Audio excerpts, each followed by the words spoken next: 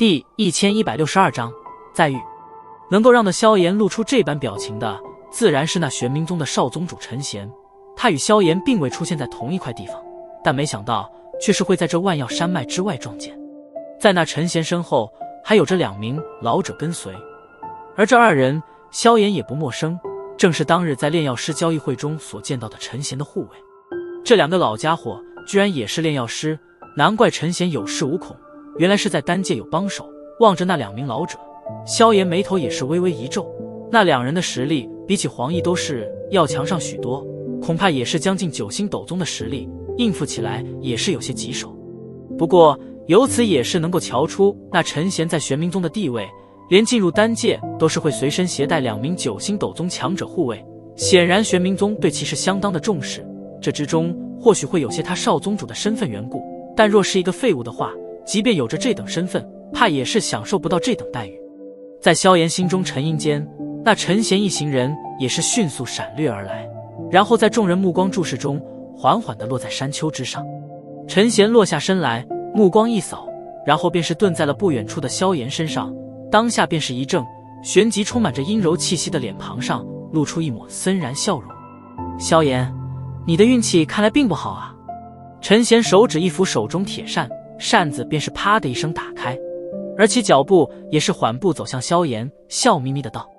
萧炎目光平淡地望着那一脸阴笑的陈贤，然后瞥了一眼其后那紧随而来的2名老者，淡淡一笑道：这便是你的倚仗，你认为不够？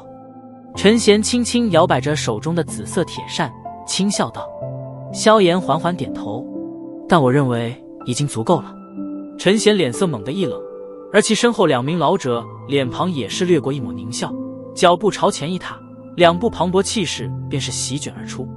这边的变故也是引起山丘之上众人的注意，但都没什么人出面相劝，反而是远远地避了开去，生怕惨遭池鱼。寻仇这种事在丹界之内并不罕见，因为也没人感到有什么意外。望着那一脸狞笑的2名老者，萧炎眼中也是掠过一抹寒意。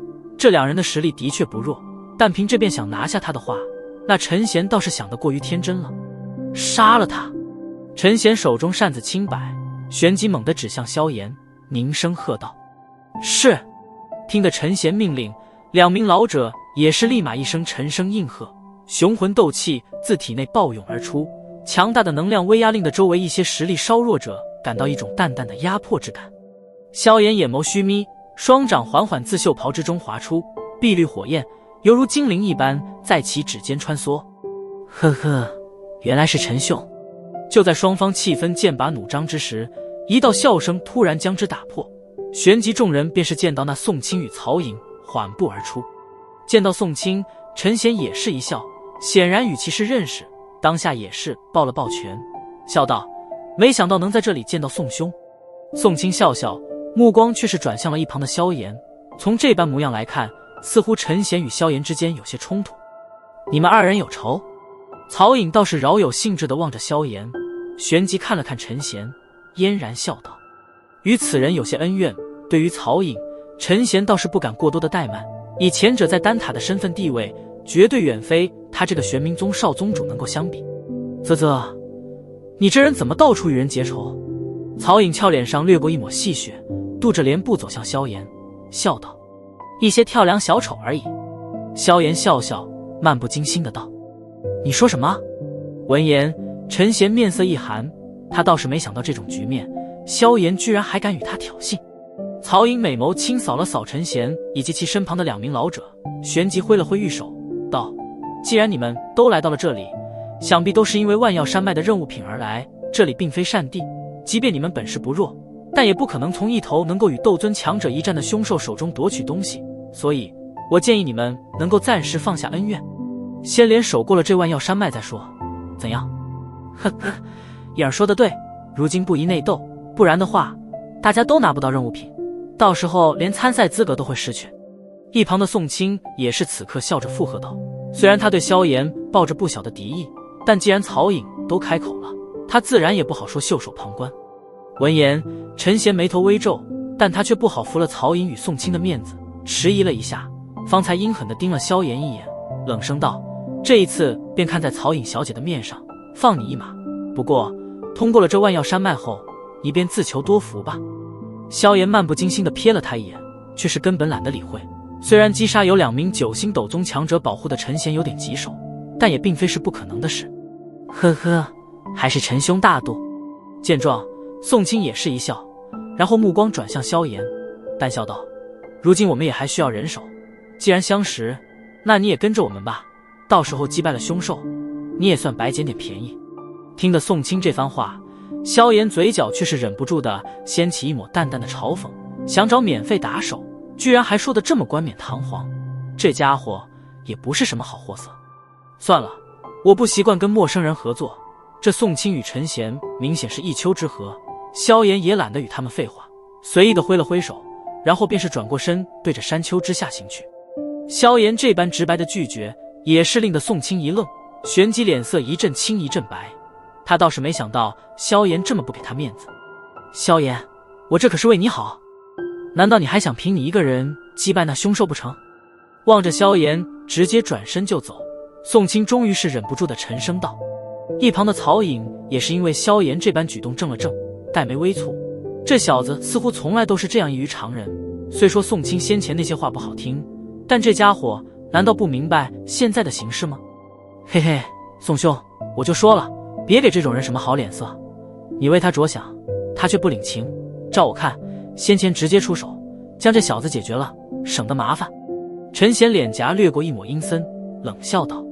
听得陈贤的话，宋清脸庞上也是划过一抹阴狠之色。萧炎当众，特别是当着曹颖的面拂他的颜面，这可是令得他相当的不爽。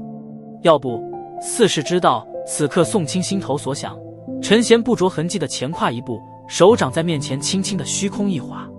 见状，宋清眼神微寒，望着萧炎的背影，然后轻轻点头。瞧得宋清点头，陈贤脸庞上的阴森笑容更浓，微微偏头，对着身旁那2名老者扬了扬下巴。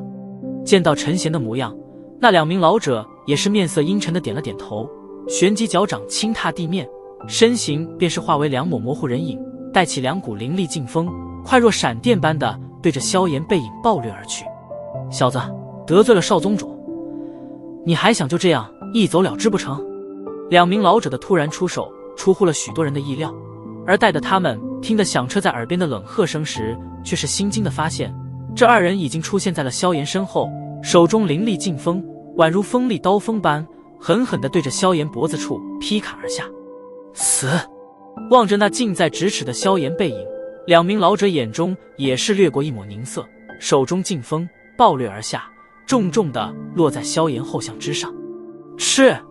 手刀落下，意料之中的鲜血喷溅却并未出现，2人手刀径直从其中穿过，而萧炎的背影居然也是在此刻徐徐地变得淡化起来。